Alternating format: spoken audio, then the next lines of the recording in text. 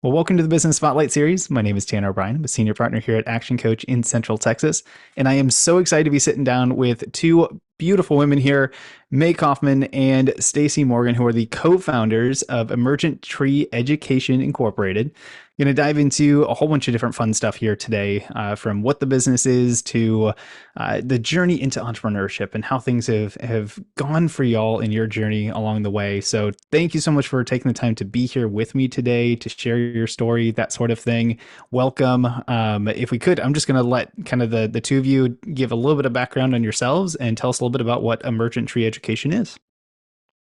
Yeah, I actually love our story because May and I met as teachers, and our company is an organization that supports teachers. So back in our very early days, we'd both only been in the classroom a few years. We met at a high school teaching. And from there, we kind of continued our journey as educators. At the time Emergent Tree started, we were both district administrators, really supporting other teachers, supporting campuses, specifically around the area of social, emotional, and behavioral supports. And at the time in education, we were really looking at what are comprehensive models where we can align practices and make sure that we're supporting teachers in building the skills and the knowledge they need in an area they may not walk into the classroom with a lot of expertise. From there, we found this is not only a need in the district we're working in, but this was really a need in districts nationwide. So we began helping school districts in designing comprehensive systems to support all kids, including kids with really significant need in the area of social, emotional, behavioral supports. We do that through training, coaching, and even software to support in data collection and really building skills for teachers. So that's what Emergent Tree is. That is very cool. Um, I feel like I've got so many questions on kind of how that looks and is structured and all of that kind of thing. But kind of what's is there a particular, with a school district being is broad as it is from an age range for like children, and I'm sure the skill set's a little bit different depending on teachers that work with younger kids versus older kids. Or is there anything that kind of stands out? Is there an area that what y'all do tends to work more towards in terms of kind of the breadth of the school district, or kind of tell me a little bit more about that? Yeah, I think that that's a great question. And while there's a lot of difference between students and developmental, stages, what we do and what we talk about actually applies from pre-K students all the way through, high school age. And I would argue probably even into post-secondary education, because a lot of it is about behavioral science and how do we learn, how do we adapt and change our behaviors, and what are some of those key components. So we do a lot to ground teachers and staff in understanding how behavior works, so that then we can say, okay, now let's think about the students you work with. And certainly there's going to be differences in how you apply those practices if you're working with a very young child, and it's going to look different when you're working with a young adult, but a lot of those components are the same. And that's really exciting to show people how there is a thread that runs throughout just human behavior. And so, so I would say a lot of it applies, but the magic is in saying, how do we apply this at this age or in this environment, knowing there's some differences in an elementary school and a high school logistically. Very cool. And just out of curiosity, for Emergent Tree today, how are you in, several districts at this point, still growing? Kind of how has that growth gone from when you started to where you are today? Well, when we first started, we were mostly working with contacts we had from our previous employment, people who knew we kind of moved into this and wanted to partner with us as we started the journey. Right now, we're working with over 50 school districts, mostly in the state of Texas, some beyond Texas, so hundreds of campuses. And a lot of that work is helping a single district really think about how they can align practices across all their campuses, because aligning those practices creates efficiency. It helps us really focus in on the most important things. And it also ensures that every student in every classroom, no matter who their teacher is going to have really effective practices across all the campuses in their district. So. Very cool. So, when we talk about entrepreneurship and getting into business, there's so many wonderful things that come along with that, but normally, at least from all the entrepreneurs I've had a conversation with, it's almost never a perfectly smooth journey. So I'm curious, as you've kind of gone through, what have been maybe some memorable, maybe not the most defining or the biggest or things like that, but maybe some of the most memorable roadblocks or challenges that you've had to overcome, and kind of what did that look like to overcome those types of challenges? Yeah, I think, like you mentioned, probably every business owner can list out many roadblocks and things that you have to really problem solve around. We have a couple different ones that come to my mind. I think the first one is just in most recent years was just the pandemic itself. Mm. Educators, like everybody in the world, was thrown a loop there and really needed to adjust and had barriers based on everything the pandemic brought along. But in education in particular, all of a sudden you had students having to learn at home, educators having to adapt to how am I going to teach through, these online medium, at a snap of the fingers, like really quick. And so we had to adjust as well, because most of our supports had been out in person, working side by side, modeling. And now we couldn't go on campuses. We couldn't be there providing those supports. So we really had to make a quick shift in how we could still do things like train and coach in ways that are still engaging and meaningful and effective through things like Zoom. But we also had to think about the challenges that teachers were going to be facing related to behavior and social emotional outcomes from the pandemic for students. And so we had to be constantly adapting our resources, our materials. We came up with a YouTube channel to help parents, and how are they going to adapt some of these strategies a teacher would use for the home, because all of a sudden they were having to teach their own children at home. So we quickly had to think about how can we not only create some materials, but also adapt our practices so we're still effective and our business can continue as well. So that one definitely comes to mind as a significant challenge for us. Yeah, I can imagine. Go Well, ahead. another one we kind of came to mind is, like I opened with, May and I are teachers. That's our training and that's our background. And I think when we first stepped into this role, we didn't have this vision for let's create a business. We had a vision for let's just keep being educators, but in this different way. And as we've been around for a long time, we've had to learn, how do you be a business owner? How do you really scale and bring on employees? I think that was one of our first challenges, is we came to realize it can't still be just May and Stacy. And so how do we make an organization that can continue to have quality, that can continue to provide the services that we're known for, but be able to grow that in a way that's manageable, and is really still reaching the needs of our clients, which in this case is school districts. So just learning to be a business owner was actually a really big challenge. One we're still working on too, by the way. I feel like we're still not learning as we grow, but that in of itself was something that we really had to invest some time and thinking into. Mm. I absolutely love, that whole context of, most people that I've had the opportunity to have conversations with when it comes to getting into business don't get into business just because they want to be in business. They get into business because they enjoy the thing that they're starting, or, there's a passion or there's a need that needs serviced, right? And that having to learn some of the business along the way is so common out there. So having to hire, having to go through some of that process. And I'll ask this question kind of for both of you here, as you kind of reflect back on your journey thus far in the business side of things. What has been kind of the biggest area that you've noticed personally that you've grown in as you've become the business owner you are today? That's an interesting question. I think there's a lot of areas that we've probably both grown in. I think for me, an area I had to really grow in was thinking about how I can't do it all. That, it can't all be on my shoulders, no matter how much I pride myself on, what I know and my ability to learn things, that I have to be able to reach out to the folks that are experts in these other areas and know when it's something I can learn and do, and know when it's something I really do need to use my network, or we need to think about how we can bring on some of that expertise, and that balance of there's a certain amount you have to do yourself, and then there's a certain amount you have to know when you need to ask for help and you need to reach out and use those other resources in a way that can move you along, and that it can't all be on your shoulders. Mm. Stacy, how about for you? Mine is really similar. I think maybe that's because that's part of what we're working through right now as we continue to grow at a fast pace. But I think the other thing, which feels related to what May said, but maybe is just slightly a different step, is just soliciting feedback continually, and recognizing that the idea that you come to the table with could be improved by the feedback of others.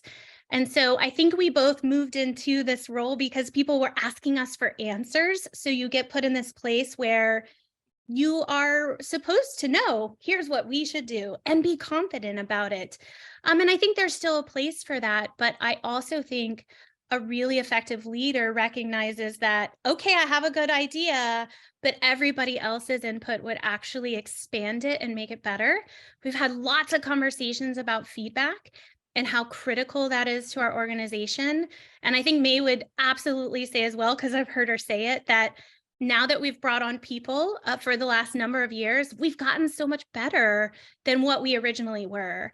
And that all comes from not just being open to feedback. I don't think it's that. It's being very intentional in gathering feedback in everything you do, in order to make sure that you have all the lenses there as you're thinking about your next step.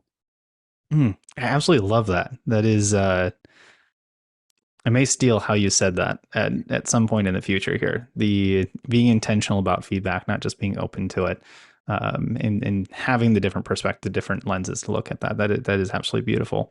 But May, if I could go back, I want to ask a question about kind of how things changed as you went through the pandemic. I mean, that's the big roadblock for many businesses, but having young children myself and knowing kind of what that was looking like, Braden was going into, I think, kindergarten, no, first grade, no, kindergarten. I think I have to count back the years now.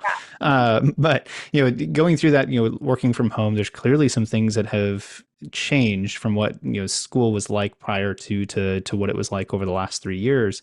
And really, my curiosity is with what y'all do.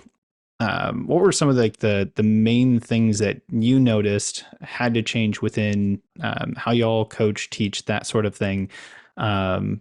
With behavior, with social, emotional changes and such that are different today than they were 3 years ago. That's right. It's 3 years ago.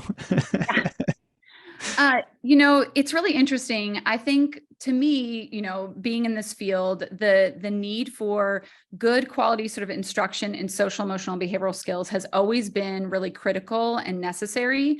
But I'm going to argue that in some ways, the pandemic brought it to the forefront of education for lots of people in a way that it wasn't there before. I think there's always been some assumptions that, oh, that's stuff that kids just learn, or they can just pick it up from watching others.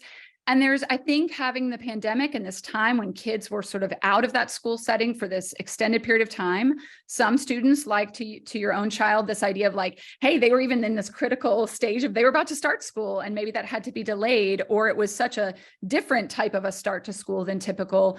All of a sudden, we all had to be more intentional about teaching expectations. Like, what does it look like for us to engage if we're going to be learning through Zoom? What does it look like when we actually get back in the classroom and we have to wear masks, right? Like a lot of those critical pieces that just, we never had to teach that before. It became really critical to teach it. And that's what we've been saying even pre-pandemic, that you really can't make assumptions about what students know. You need to really be intentional about how do we teach, how do we, acknowledge, how do we come back to those things. So I would say in some ways, the pandemic sort of brought it more to other people's focus that this is a need. And I hope that it doesn't fade away because, if we treat it as just something we needed to do as we come out of the pandemic, then we're doing a disservice to kids to say it's really necessary for just long-term success in life, right? Whether or not you have, developed social, emotional skills to interact with others and to adjust to changes are really what make you marketable long-term in your future jobs. It makes you be able to adapt.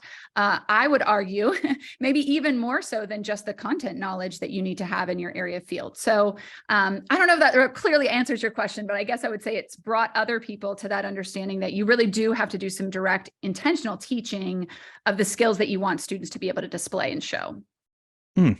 I'd never thought about it that way. And that is really cool lens to look at it from. especially Yeah. as a parent. That is, I agree, 100% agree. As I now think through that, so I appreciate that. It 100% makes sense.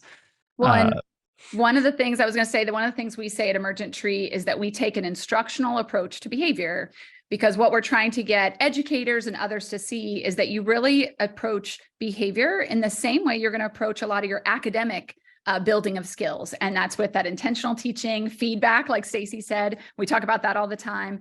And so I think I would say that's kind of maybe a key tagline for us is we're going to take an instructional approach to behavior the same way we are going to approach other things that we teach in schools. Very cool. All right. So as we reflect back, or as you reflect back on your journey into entrepreneurship and just kind of, I don't know, career overall, I'm curious if there's a piece of advice that's been really memorable or stood out. I always like to ask memorable piece because sometimes there's, advice that on the surface seemed really good and was maybe not the best advice, but it would really stood out to you and you tried it. And other times it was, the best advice that you've ever gotten. So on a memorable standpoint, has there been any advice that kind of really stands out to you in your journey that has been impactful to where you are today? Yeah, one piece of advice we got, which may not be uncommon advice, but it was really memorable to us, again, as teachers moving into business people, was you have to spend time working on your business, not just in your business. And keep in mind, we were coming in with all these skills around education that we wanted to provide to districts. And between the two of us, weren't thinking a lot about how do we structure a company? How do we think about long-term planning? Where do we want to be in 5 years? What do we want to have to offer? I already mentioned, who do we want to hire and what do we want to hire them for? We weren't really thinking about that. We were all in with delivering services and supports to school districts. So the first time we heard that, we even had to ask, what do you mean? What do you mean work on your business? And we needed feedback into, well, you have to have a 5-year plan. Like, where do you see yourselves in 5 years, especially if you continue to grow? So we continue to do that. We were just having a conversation this morning about our software tools and where do we see them in 5 years? What are the features we would have? And what are the features that maybe don't line up with our long-term goals? So that has been super memorable in every piece of our organization, just really thinking about, when do Mae and I, as co-founders, have time and really prioritize that time for us? Don't schedule over it because I have this other thing that's important in the moment. But that we have to be talking consistently, staying on the same page about working on our business and not just in our business, which we still are, out there in school districts delivering services, but really thinking about how we're organizing and structuring them. Mm. It is a powerful piece of advice. May, is there anything that stands out to you in addition to that? Yeah, I think just, we developed, like hopefully most good businesses, we have our core values. And a lot of our core values are things that have come from us just in understanding how important they are, not only for what we do kind of outward facing with the districts and the campuses we support, but also what we do inwardly. And one of them comes from Simon Sinek and his focus on kind of understanding the why and focusing on the why. And we'll talk about how purpose first is really important. And so I would say that we try and use that reminder not only in the products that we create and the practices we train with staff, but also what we do internally, right? So every time that we're kind of struggling on how we're spending our time and what we're doing, we sometimes have to say, so let's come back to our purpose. What do we need to accomplish? What are we trying to accomplish? What are our big things? And does this activity really meet that? And so every now and then we have some things that we really want to do, but we go ahead and continue to narrow in and say, but what's the purpose and where do we need to spend our time and energy? And that's been helpful because there's a lot of things that we could do and we can't do it all and do it all well. So we have to really understand purpose and focus on that. Love that. So I'm curious, I always like to ask about what I call the keys to success. And this can be in business, can be in kind of your personal life, however you want to frame it for answering it for you. But really what I mean by keys to success is, when you look at how you operate over the course of the last, I don't know, however many years, whether it's in business, it's in career, it's in life overall. But what are the things that kind of you look back on and say, I do these things consistently and I am successful? Um, when kind of framed in that context, what would you say are your keys to success? We read a book a long time ago called Fierce Conversations by Susan Scott. And one of the things we recognized is when we're working with a single teacher or an entire district, really having honest conversations with the intention of helping and collaborating is really important to us being able to do our job well.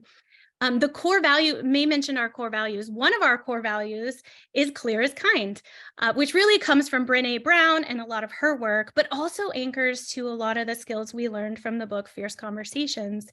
So I think one thing we do really well, both externally with our districts and honestly internally with each other, is we commit to being honest, but we commit to doing that from a place of wanting to grow, wanting to help, wanting to be clear with each other, because that's the kindest, best thing we can do to really improve our organization and to really help districts be more reflective about where they could grow and where they could improve.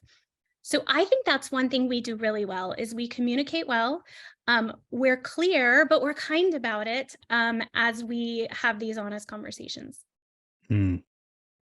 And the other one that comes to my mind, in addition to being clear and kind of honest, not only internally, but externally as well, is the idea of really how we've continued to develop each of our products and the services we provide have come from a really, I want to say, organic place where we're constantly out supporting, whether that's Stacy and myself or our other coaches and our other team members, and finding out what teachers, what administrators, what district leaders really need, and then coming back and saying, how can we help provide that for them? Rather than always assuming we know, like we know what they need, let's go develop it.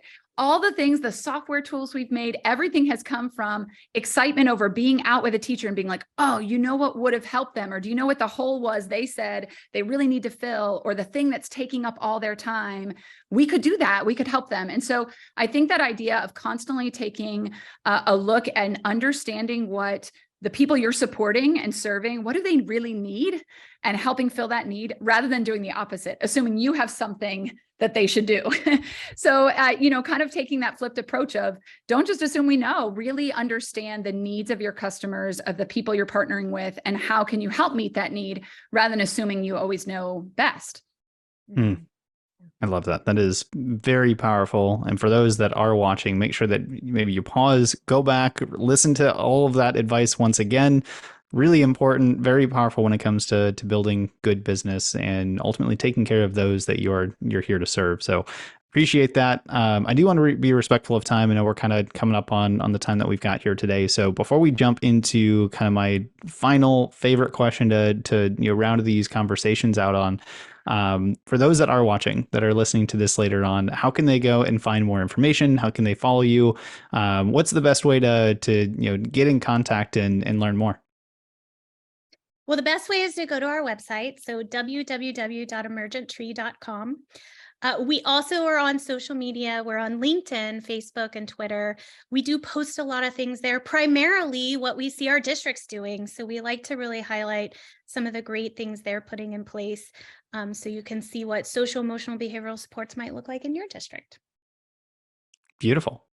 Well, I will be sure to link the website and some of these links below. So if you are watching this and we wrap up here, yes, wait till we wrap up here, then go down, click on the links, go check out the website. Definitely follow on social media, connect with both May and Stacy here, because this is a way that we can all connect together as entrepreneurs and business owners, especially here in Central Texas.